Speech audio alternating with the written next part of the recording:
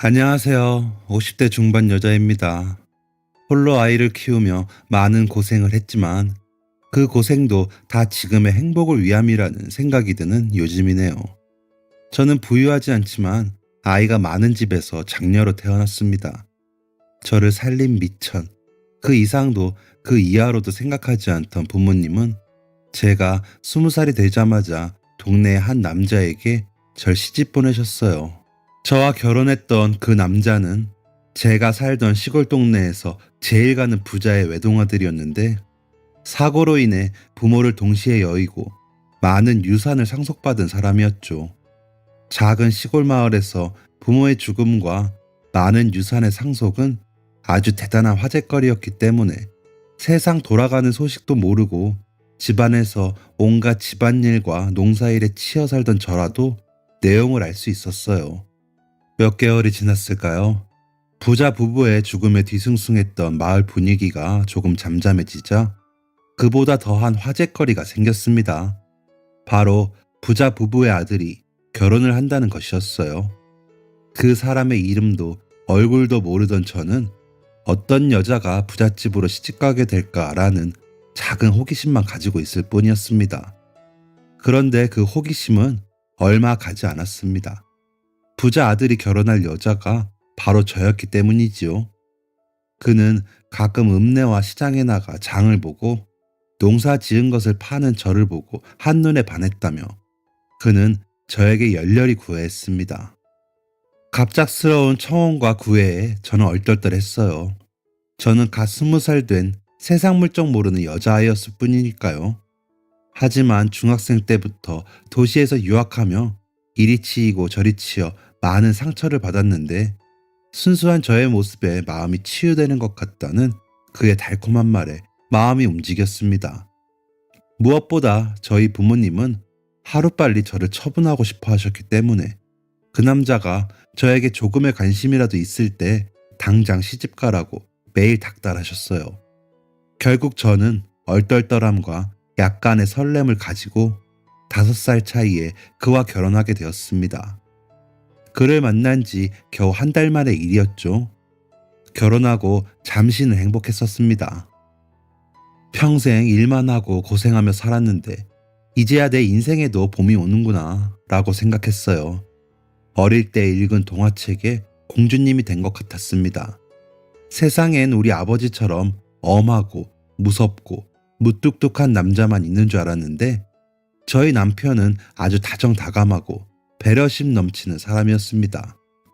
매일같이 행복한 날이 계속되어 이 행복이 깨질까 불안해질 때쯤 또 한 번 커다란 행복이 찾아왔습니다. 바로 임신이었습니다.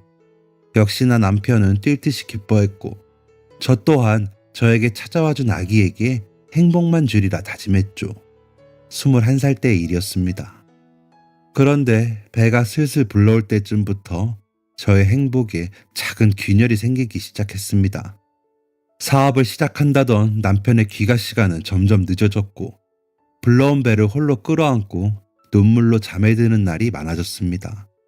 남편이 나에게 더 이상 사랑을 주지 않는다는 것을 느낀 이후로는 임신 후 찐 살 때문일까 하여 한참을 거울 앞에 서서 울기도 하고 만삭의 몸을 이끌고 집안 구석구석을 청소했습니다. 푸석푸석해진 피부를 숨겨보려 처음으로 화장을 해보기도 했네요. 이렇게 힘든 시간을 보내면서도 아이를 낳으면 남편이 다시 돌아와 주지 않을까, 예전처럼 사랑해 주지 않을까 하는 막연한 희망을 품고 있었습니다. 하지만 시작된 불행은 끝을 몰랐습니다. 그날은 아침부터 이상하리만치 식은땀이 많이 나고 몸이 안 좋았지만 평소와 다름없이 무거운 몸을 이끌고 집안일을 하고 있었습니다. 그래도 가끔 남편이 들어와서 보는 집의 모습이 깨끗했으면 했거든요. 제가 아직도 이 집안에 있다는 걸 그 사람이 느꼈으면 했습니다. 몸이 상하는지도 모르고 그렇게 미련하게 고생을 자처하던 저는 결국 예정일보다 훨씬 이른 시기에 아이를 낳게 되었습니다. 겪어본 적 없는 고통에 홀로 씨름하다 병원에 실려가고 아이를 낳는 모든 순간 동안 저는 혼자였어요. 남편은 연락 두절에 친정과는 연락도 제대로 되지 않아 제가 아이를 낳은 후에나 오셨거든요. 시집간 후에 제대로 얼굴도 보지 못했던 부모님이었지만 뭐가 그렇게 서러웠는지 두 분을 보자마자 눈물이 쏟아지더라고요. 엉엉 울며 무슨 말을 했는지 잘 기억도 나지 않습니다. 그저 아이를 낳느라 너무 힘들었고 아팠다. 남편은 왜 연락이 안 되는지 모르겠다. 같은 이야기를 했던 것만 드문드문 기억나네요. 하지만 겨우 울음을 그친 저에게 어머니가 하신 말씀은 아직도 기억이 납니다. 네가 여우같이 굴지 않으니까 서방이 계속 밖으로 놔두는 거 아니냐. 도대체 집에서 어떻게 하고 살길래 남편도 못 잡고 있어. 다 네 업보다. 이 말을 듣고 저는 정말 세상에 혼자 남겨진 기분이었습니다. 그리고 너 키우느라 들어간 돈이 얼만데 너 시집 보낼 때 몇 푼 보낸 거 빼고 우리가 받은 게 뭐가 있냐. 서방 잘 구슬려서 너 동생들 뒷바라지할 생각이나 해야지. 이렇게 울고만 있으면 집 나간 남편이 돌아온다니? 라는 말까지. 저는 정말 살림 미천 그 이상도 이하도 아니었던 겁니다. 그렇게 부모님이 돌아가시고 태어날 때까지 남편은 저를 찾아오지 않았습니다. 다행히 건강하게 태어난 아이를 데리고 집으로 돌아가는 날, 저는 시장에 나갈 때마다 사람들이 제 뒤에서 떠들던 말을 다시 생각했습니다. 저 집 남편이 애 임신하자마자 바람났대. 서울에서 이혼하고 내려온 여자라던데. 새댁만 불쌍하게 됐지 뭐. 그래도 자기 자식 태어나면 자식은 돌보지 않겠어? 같은 말들이요. 그동안 남편을 찾으러 가보기도 하고 수소문해서 보러 가기도 했지만 절 차갑게 대하는 남편의 태도에 조용히 집으로 돌아오는 날들이 많았습니다. 하지만 저는 신혼 초 남편이 준 가식적인 그 사랑 때문에 이 사람이 나를 버렸다는 사실을 직시하고 싶지 않았어요. 내가 잘하면 아이를 낳으면 다시 돌아올 거야 라고 스스로 위안하며 현실을 외면한 거죠. 하지만 태어나는 날 현실을 받아들이기로 했습니다. 남편은 바람이 났고 저에게 관심이 없었습니다. 집으로 겨우 돌아와서는 몸을 추스를 시간도 없이 아이를 돌보고 일을 해야만 했어요. 남편이 집에 들어오지 않으면서 자연스럽게 생활비는 끊겼고 친정은 저를 남이라 생각하고 있었기 때문에 도움을 구할 곳도 없었기 때문이에요. 불행 중 다행인지 남편이 부모님에게 물려받은 집이 있었기 때문에 지낼 곳 걱정은 하지 않아도 됐어요. 그런데 제가 너무 안일했었나 봅니다. 세상 물정을 몰라도 너무 몰랐죠. 일을 마친 후 아이를 업고 힘들게 집으로 돌아오는데 집 앞에 처음 보는 사람이 있더라고요. 그 사람은 자신을 부동산 중개업자라고 소개했고 저희 집이 매물로 넘어가서 팔렸으니 한 달 안에는 정리를 해서 나가줘야 한다는 말이었습니다. 무슨 말인지 당최 이해가 되지 않아 재차 물으니 남편이 집을 팔았고 이제 이 동네를 떠날 거라고 말했다는 거였어요. 그럼 나는 어디로 가야 하느냐고 물으니 그는 그걸 왜 나에게 묻느냐는 표정으로 저를 바라보다 떠났습니다. 한 달 안에 빼주셔야 합니다. 라는 사실을 한 번 더 강조하면서요. 망연자실하여 집안에 앉아 있는데 얼마 안 있어 집 문을 크게 두드리는 소리가 났습니다. 쾅쾅 쾅쾅쾅. 어이, 안에 있어? 있는 거 다 알고 왔으니까 문 열어. 누군가 고함을 지르는 소리에 깜짝 놀라 문을 여니 화가 잔뜩 난 무리가 집 앞에 서 있었습니다. 그중 몇 명은 제가 아는 사람이었어요. 세댁, 남편 어딨어? 어디 있는지 알지? 갑작스럽게 집 앞으로 찾아온 사람들은 무서운 기세로 제 남편의 행방을 물었습니다. 하지만 저는 대답해 줄 게 없었어요. 저도 남편을 본 지 오래됐으니까요. 아이를 낳은 후 아이를 보여주고자 수소문해서 그가 살고 있는 곳에 찾아갔지만 남편은 네가 애를 낳았는데 그게 나랑 뭔 상관이야? 라는 태도로 오히려 이혼 서류를 들이밀었어요. 너도 알겠지만 나는 진짜 사랑을 찾았다. 이혼하고 깔끔하게 서로 새 인생 찾자. 애는 네가 키우든 어디에 맡기든 알아서 해라. 라는 말을 하면서요. 이 이야기를 듣고는 도저히 남편을 찾아갈 수 없었습니다. 저와 아이를 버린 남편은 잊고 아이와 제 살 길을 찾기 위해 일하기 바빴죠. 이런 제 상황을 설명하고 싶었지만 화가 잔뜩 난 사람들은 제 이야기를 들어주려 하지 않았어요. 그나마 저의 상황을 알고 있는 사람이 화난 사람들을 진정시키고 왜 저를 찾아왔는지 이유를 말해 주었습니다. 제 남편이 그 사람들의 갯돈을 들고 사라진 것이었어요. 사람들은 사업한다, 뭐 한다 할 때부터 알아봤어야 했는데 그 돈을 설마 다 가지고 이렇게 한순간에 사라질 줄은 몰랐다며 분통해하고 있었습니다. 당황스러운 것은 그들만이 아니었어요. 저도 한순간에 남편과 집을 잃은 사람이 되었거든요. 이혼한 것도 아닌데 이렇게 사라져버릴 수가 있는지 제 상식에서는 이해가 되지 않았습니다. 하지만 제 남편은 그보다 더한 사람이었어요. 겨우 계모임 사람들을 돌려보내자 빚쟁이들이 찾아왔거든요. 그들은 남편이 사업을 목적으로 돈을 이리저리 끌어갔고 연락이 되지 않는다며 남편의 주소로 적힌 저희 집에 찾아온 것이었습니다. 이후 제 삶은 더한 나락으로 빠졌어요. 아무리 그래도 남편인데 행방을 모르는 게 말이 되냐며 계모임 사람들과 빚쟁이들이 저희 집으로 찾아왔고 사라진 남편의 채무는 오롯이 저의 것이 되었습니다. 왜 내가 이 모든 책임을 져야 하는지 의문투성이었지만 저를 도와주는 사람은 아무도 없었어요. 저는 일도 하지 못하고 나갈 때마다 사람들의 눈총을 받아야 했죠. 저희 아이도 마찬가지였습니다.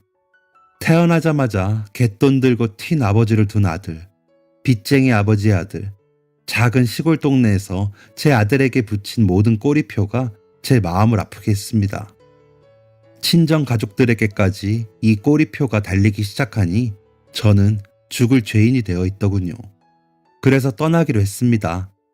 남편의 행방은 이제 더 이상 저의 관심거리가 아니었습니다. 여자로서 남편에게 사랑받고 싶은 마음은 사라진 지 오래였어요. 저에게 가장 중요한 것은 저와 제 아이의 생존이었습니다. 배운 것, 가진 것 없는 22살의 여자아이가 평생을 살아온 지역을 떠난다는 건 쉽지 않은 결정이었습니다.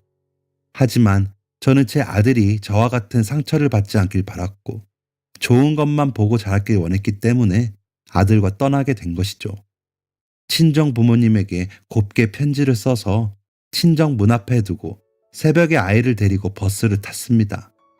가깝게 지내는 친척도 없었고 아무 연고도 없는 지역이었지만 그냥 무작정 그곳으로 떠났어요. 한겨울 제 아이가 갓돌을 넘긴 시점이었습니다. 추운 겨울 터미널에 내리니 제가 살던 동네보다 훨씬 춥더라고요. 주머니에 꼬깃꼬깃 넣은 돈 몇 푼을 가지고 여관방을 찾아다니고 있었습니다.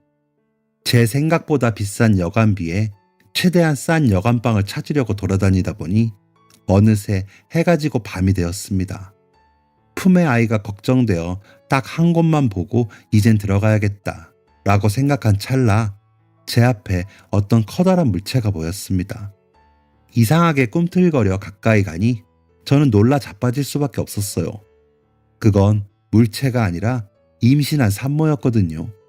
산통이 시작된 것으로 보이는 그녀는 어쩔 줄 몰라 하며 배를 부여잡고 벽에 기대 쓰러져 있었어요. 도대체 어떤 일이길래 이렇게 길에 쓰러져 있나 싶었지만 일단 산모의 상태를 살폈습니다. 주변 공중전화를 급하게 찾았지만 당최 어디에 있는지 보이지가 않았습니다. 더 이상은 안 되겠다 싶어 가장 가까이 보이는 집으로 무작정 찾아가 문을 두드렸습니다. 조심스럽게 문이 열리자 저는 구급차 좀 불러달라고 냅다 소리쳤습니다. 집주인은 어리둥절했고 저는 간신히 자초지종을 설명하여 구급차를 부를 수 있었어요. 그 이후로 구급차가 올 때까지 쓰러진 산모의 곁을 지켰습니다. 구급차가 온 이후에는 이 추운 겨울 만삭의 산모가 보호자 없이 길거리에 있던 것이 마음에 걸려 함께 병원으로 동행했습니다. 철없는 어린 시절에 값싼 동정일 수도 있었지만 아무도 없이 홀로 아이를 낳는 그 마음을 알기 때문에 함께 있어주고 싶었어요. 저의 착한 아들은 그 난리통에도 울음 한번 터뜨리지 않고 곤히 자고 있었습니다. 병원에 도착한 후 산모는 급히 분만실로 들어갔고 저는 분만실 앞을 지키고 있었습니다. 함께 온 구급대원과 간호사 선생님이 자초지종을 물었고 저는 상황 설명을 하며 산모의 남편이 오고 있음을 알 수 있었습니다. 얼마 지나지 않아 멀끔히 차려입은 신사가 급히 뛰어오더라고요. 그는 연신 저에게 고개를 숙이며 고마움을 밝혔습니다. 알고 보니 예정일이 조금 남은 상황이었어요. 아내가 퇴근길에 붕어빵을 사다 달라고 했는데 회사에 갑자기 일이 생겨 퇴근이 늦어졌고 이 때문에 산모가 직접 붕어빵을 사러 나갔다 이렇게 된 것 같다고 이야기했습니다. 아내가 위험한 상황에 처할 수도 있었다는 생각에 남편은 스스로를 계속 자책하며 미안해하면서도 저에게 고마워하고 있었습니다. 산모의 남편은 한참 횡설수설하다 마음을 가라앉힌 후 제 품속 아이에 대해 물었습니다. 아이가 어린 듯한데 어째서 이 시간에 밖에 있었느냐는 거죠. 처음 보는 사람에게 제 이야기를 하기 어려웠지만 사람과의 따뜻한 대화가 오랜만이라 이것저것 다 이야기하게 되었습니다. 저와 산모의 남편 모두 분만 중인 산모를 신경 쓰느라 대화가 제대로 이어지진 않았지만 제 상황을 입 밖으로 이야기한 것은 처음이라 마음이 조금은 후련했습니다. 그렇게 산모의 분만이 끝나고 저는 돌아갈 차비를 하고 있었습니다. 흐트러진 짐에서 사라진 건 없는지 확인을 하고 아이를 추스르고 있었죠. 산모와 아이의 상태를 확인하러 들어갔던 산모의 남편은 후다닥 밖으로 나와 저에게 지낼 곳이 있는지 물었습니다. 이제 다시 찾으러 가야 한다고 하니 도와주셔서 너무 감사합니다. 살해를 하고 싶지만 아내나 저나 너무 정신이 없어서 제대로 답례를 하지 못할 것 같네요. 며칠 동안은 제가 마련해드리는 거처에서 주무시고 다시 뵐 수 있을까요? 라고 이야기하셨습니다. 작은 도움에 너무 큰 호의라 괜찮다고 극구 사양했으나 이 시간에 아이만 데리고 숙소를 찾아다니기 어려울 것이라는 설득에 제안을 받아들이게 됐습니다. 그리고 산모의 남편분이 마련해 주신 숙소 앞에 도착하자마자 저는 입이 떡 벌어졌어요. 평생 본 적도 없는 으리으리한 호텔이 있었거든요. 아무 걱정 말고 편히 쉬라고 모든 결제를 마친 산모의 남편은 3일 뒤 다시 오겠다며 명함을 주고 떠났습니다. 얼떨떨하게 방으로 들어와 아이와 푹 쉬고 다음 날은 일자리를 찾아 나섰습니다. 하지만 22살에 아이가 딸린 저를 받아주는 곳은 없었습니다. 결국 일자리를 구하지 못하고 산모와 산모의 남편을 만나는 날이 되었습니다. 짐을 정리하고 아이와 밖으로 나서니 산모의 남편이 기다리고 있더라고요. 차를 타고 함께 산모가 있는 병원으로 이동했습니다. 굳이 만나지 않아도 된다고 3일 동안 지낼 곳을 마련해 주신 것만으로도 충분하다 이야기했지만 아내가 꼭 만나보고 싶어 한다는 이야기에 결국 발걸음을 돌렸습니다. 산모는 건강히 아이를 출산했고 예쁜 여자아이를 안고 있었습니다. 산모는 고마운 마음을 전하며 어떻게든 은혜를 갚고 싶다고 이야기했습니다. 저는 극구 사양했지만 부부는 결혼 13년 만에 늦은 나이에 겨우 얻은 귀한 아이를 위험한 상황에 빠뜨려 잃을 뻔했다. 아무도 지나다니지 않아 이렇게 죽는 건가 싶었는데 저의 도움으로 예쁜 아이를 얻었다며 도움이 필요한 게 있다면 꼭 이야기를 해달라고 말했습니다. 그리고 남편에게 저의 이야기를 조금 들었다며 자세한 이야기를 듣길 원했습니다.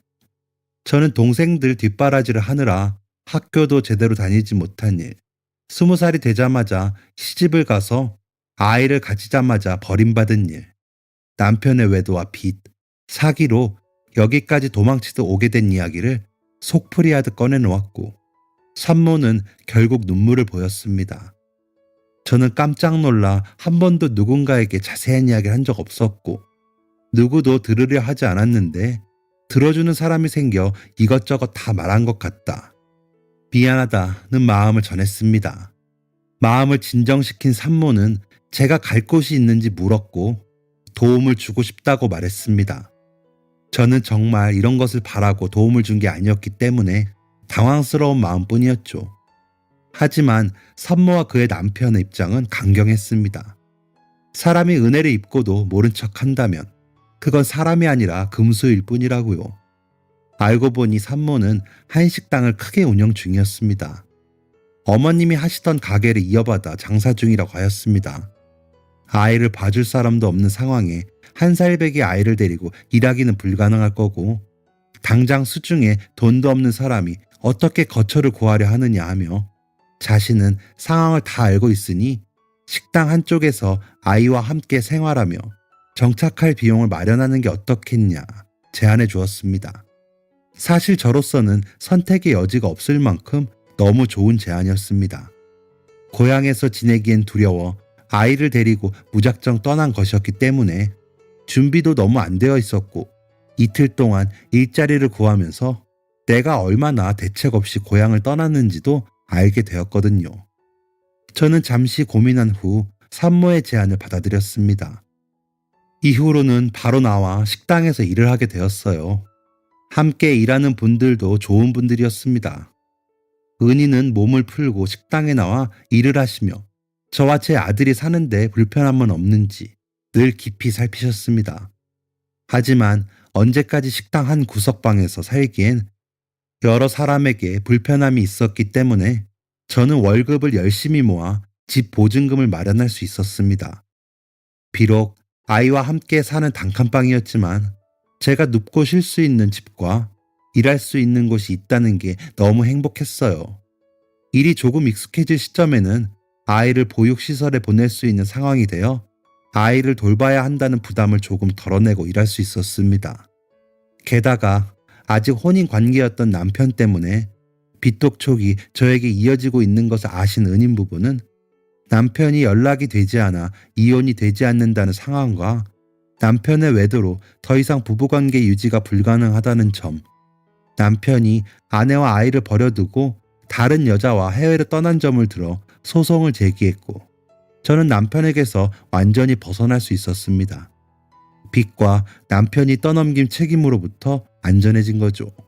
사실 제 마음에는 절대 이혼하지 않고 나를 버린 남편이 선택한 여자가 누구에게도 인정받을 수 없는 첩으로 남길 바랬지만, 제가 그와의 관계로부터 자유로웠으면 한다는 은인 부부의 권유에 마음을 돌렸습니다.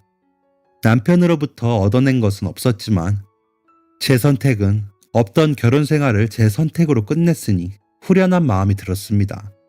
이후 아이가 조금씩 커가고 제 생활도 안정을 찾을 무렵 저에게 또다시 좋지 않은 일이 생겼습니다. 이 일은 저뿐만이 아니라 은인분들에게도 해가 되는 내용이었습니다. 사연을 작성하는 지금도 이 일을 생각하면 죄송한 마음만 드네요.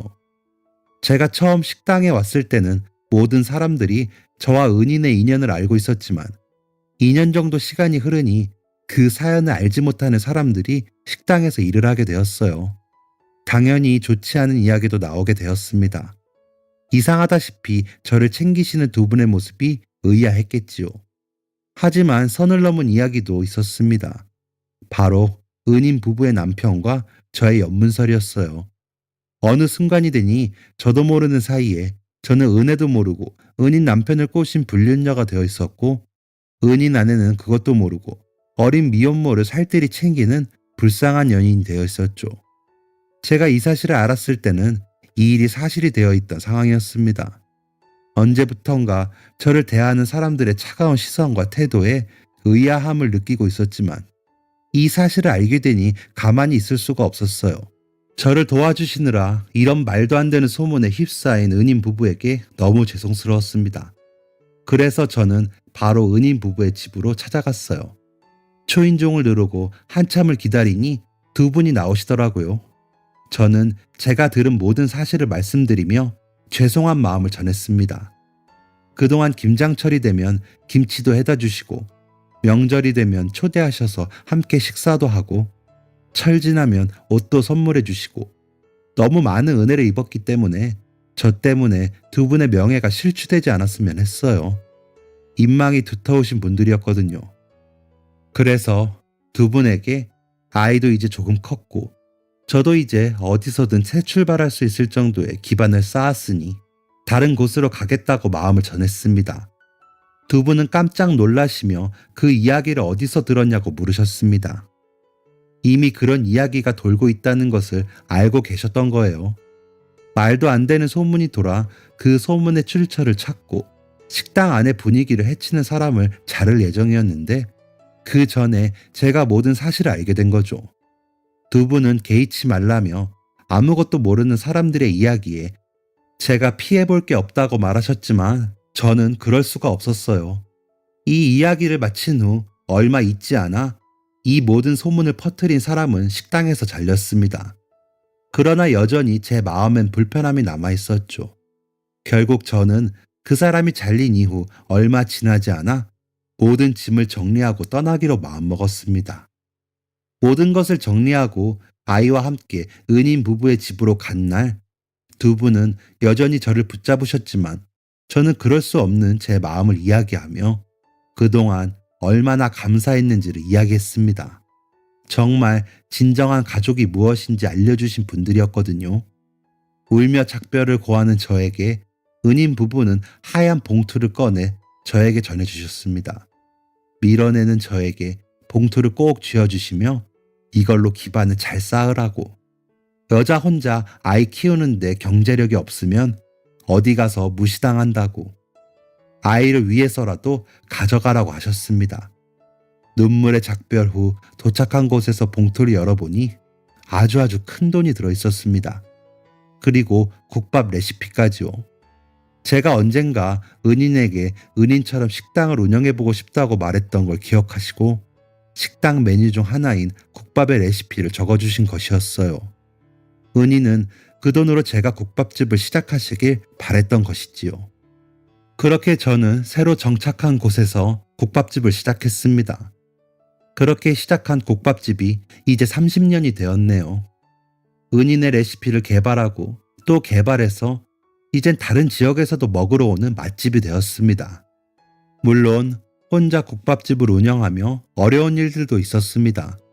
여자 혼자 가게를 보니 와서 술 따라보라는 사람도 많았고 아들은 고기 비린내 난다며 놀림당하기도 했습니다. 아무래도 한부모 가정의 자영업이다 보니 아이가 학교에서 행사를 하면 못 가거나 앞치마도 제대로 벗지 못하고 부랴부랴 가서 잠시 아이만 보고 돌아오는 등 아이에게도 미안한 마음이 많았습니다. 아침 일찍 나가 저녁 늦게 들어와 아이를 제대로 봐주지도 못했거든요. 하지만 저는 아이에게 온전한 사랑을 가르쳐주려 노력했습니다. 경제적으로도 풍요롭지 않고 시간도 없는 엄마였지만 늘 사랑한다고 말해주고 올바르게 사는 게 무엇인지 알려주려 했죠. 저는 정말 준 게 그것밖에 없었습니다. 배운 게 있는 엄마도 아니라 아이가 학교에서 배우는 내용이 어려워질수록 저는 아이의 공부에서 손을 뗄 수밖에 없었어요. 그럼에도 불구하고 아이는 열심히 공부하여 명문대를 전액 장학생으로 입학하고 대기업에 입사하게 되었습니다. 아들은 다 엄마 덕이라며 저를 추켜 세워주지만 저는 제 아들이 번듯하게 착하게 자라준 것만으로도 행복합니다. 하지만 아들 덕에 더 행복한 일이 생겼네요. 그날은 평소와 다를 것 없이 가게를 정리하고 집에 들어와 늦은 저녁을 준비 중이었어요. 아들이 제 등 너머에서 조용히 엄마 하고 부르더군요. 아들의 목소리가 왜인지 조금은 가라앉은 것 같아 의아했지만 별 생각 없이 대답했습니다. 왜? 저의 대답에 아들은 나 결혼하고 싶은 사람이 생겼어 라고 말했습니다. 저녁 준비하던 것도 잠시 잊고 아들이 저에게 한 말이 어떤 의미인지 이해하는데 시간이 조금 걸렸습니다. 어렴풋이 만나는 사람이 있다는 것 같았는데 결혼을 하고 싶은 사람이 생겼다고 하니 너무 갑작스러워서 아들의 말을 현실로 받아들이는데 시간이 걸렸나 봐요. 지금 생각해보면 언제 만났니? 어디서 만났니? 무슨 일을 하는 사람이니? 몇 살이니? 같은 평범한 질문을 할 수 있었을 텐데 저는 왜인지 그런 질문이 하나도 나오지 않았어요. 저는 제 등 뒤에 앉아있는 아들에게 좋겠다 라는 말도 안 되는 대답을 한 뒤 저녁상을 마저 차렸습니다.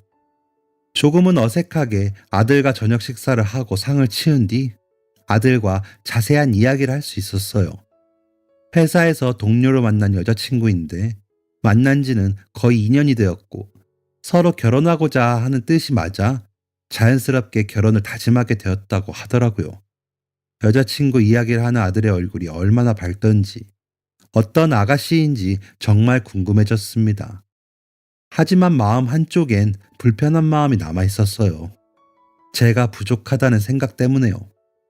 그런 아가씨라면 좋은 부모님 아래에서 평탄하게 자랐을 텐데 저는 아들이 결혼할 때 해줄 수 있는 게 아무것도 없었거든요. 거기다 그 아가씨의 집에서 아버지 없이 자란 제 아들을 어떻게 볼지도 두려웠습니다. 아들을 키우는 동안 아버지가 없다는 사실에 아이가 어떤 시선을 받아왔는지 알고 있었으니까요. 또 남편 없이 홀로 아이를 키운 엄마에 대한 시선이 곱지만은 않다는 것 또한 알고 있었습니다. 제 불안함이 티가 났던 거겠죠. 아들은 제 손을 꼭 잡으며 내가 아버지 없이 자란 거 여자친구도 알고 여자친구 부모님도 아셔. 그런 걸로 흠잡을 뿐도 아니고 엄마가 흠잡힐 사람도 아니야. 날 이만큼 키우기 위해서 엄마가 얼마나 노력했는지 내가 제일 잘 알아. 엄마는 내 흠이 아니야. 내 자랑이야. 라고 이야기해 주었습니다. 저녁 식사를 준비하던 때부터 느껴진 이상한 감정은 눈물을 흘리기 위함이었는지 아들의 위로와 함께 저는 눈물을 펑펑 쏟고 말았습니다. 혹여나 아들에게 상처가 될까? 아들 앞에서는 눈물 한 방울 흘리지 않고 살리라 평생을 노력했는데 어느새 장성한 청년이 되어 오히려 저를 위로하는 아들의 모습에 눈물을 멈출 수 없었습니다. 어느새 함께 울고 있는 아들과 눈물바람의 시간을 보내고 며칠이 흘러 상견례 날이 되었습니다. 아들의 여자친구와 부모님이 계시다는 식당 문 앞에서 저는 한참을 서서 주저했습니다. 세상에 이렇게 떨린 적이 또 있었는지 손이 벌벌 떨리고 입이 바싹바싹 마르더라고요. 아들의 손을 잡았다 풀었다 여러 번 반복하니 마음이 조금 진정되어 겨우 식당 안으로 들어갈 수 있었습니다. 식당은 아주 좋은 식당이었습니다. 아들이 월급날이 되면 데리고 가는 고급 식당보다 더 좋아 보이는 곳이었어요. 하지만 내가 작아지면 내 아들도 작아진다는 생각에 어깨를 펴고 당당히 문을 열었습니다. 그리고 방 안에 들어간 순간 저는 인사를 하는 것도 까먹고 그저 굳을 수밖에 없었어요. 놀란 것은 저뿐만이 아니었습니다. 사돈들 두 분 또한 마찬가지셨죠. 각자의 자녀를 세워두고 저희 세 사람은 방 안에 멈춰 서서 서로를 바라볼 수밖에 없었습니다. 왜냐하면 제가 고향에서 도망치듯 떠나갈 곳 없어 헤맬 때 저의 작은 도움에 은혜를 갚고자 저와 제 아들이 먹고 살 만한 기초를 만들어주셨던 그 은인 부부가 제 앞에 계셨기 때문이죠. 너무 놀라 한참을 멍하니 서 있는데 아들이 저를 부르는 소리가 들렸습니다. 엄마? 저는 겨우 마음을 추스르고 인사를 건넸습니다. 선생님, 맞으시죠? 저의 인사에 은인도 떨리는 목소리로 대답하셨습니다. 네, 맞아요. 간신히 나눈 인사 끝에 저는 아들 앞에서 울지 않으리란 다짐을 두 번째로 깨고 말았습니다. 곧이어 주문했던 음식이 나왔지만 저희는 식사는커녕 지난 일들을 이야기하기 바빴습니다. 아이들은 어리둥절한 이야기를 듣고만 있었지만 반가운 마음에 아이들이 느낀 혼란은 뒤로 미뤄둘 수밖에 없었어요. 서로의 얼굴엔 지나온 세월만큼의 주름이 새겨져 있었지만 두 분은 여전히 좋은 분이셨고 두 분 아래에서 자란 아이 또한 너무 귀했습니다. 서로가 겪었던 일들을 두런두런 나누며 웃기도 하고 울기도 하고 그렇게 상견례 아닌 상견례를 마칠 수 있었어요. 여전히 어리둥절해하는 아이들을 곁에 두고 식당 앞에서 헤어질 때 사부인은 따님에게 저분이 아니었다면 너도 이 세상에 태어나지 못했을 거고 나도 위험했을 거야 라고 말씀하셨습니다. 저 또한 제 아들에게 저 두 분이 아니었다면 너와 내가 이렇게 사람처럼 행복하게 살 수 없었을 거야 라고 이야기해 주었습니다. 아이들의 결혼에 관한 이야기는 다시 날을 잡아 이야기하기로 약속하고 헤어진 그날 밤 아들에게 그 두 분과의 어떤 일이 있었는지 상세하게 알려주었고 아들 또한 이런 우연에 놀라워 했습니다. 이제 결혼이라는 현실적인 문제가 남아있어 이리저리 신경 쓸 게 많겠지요.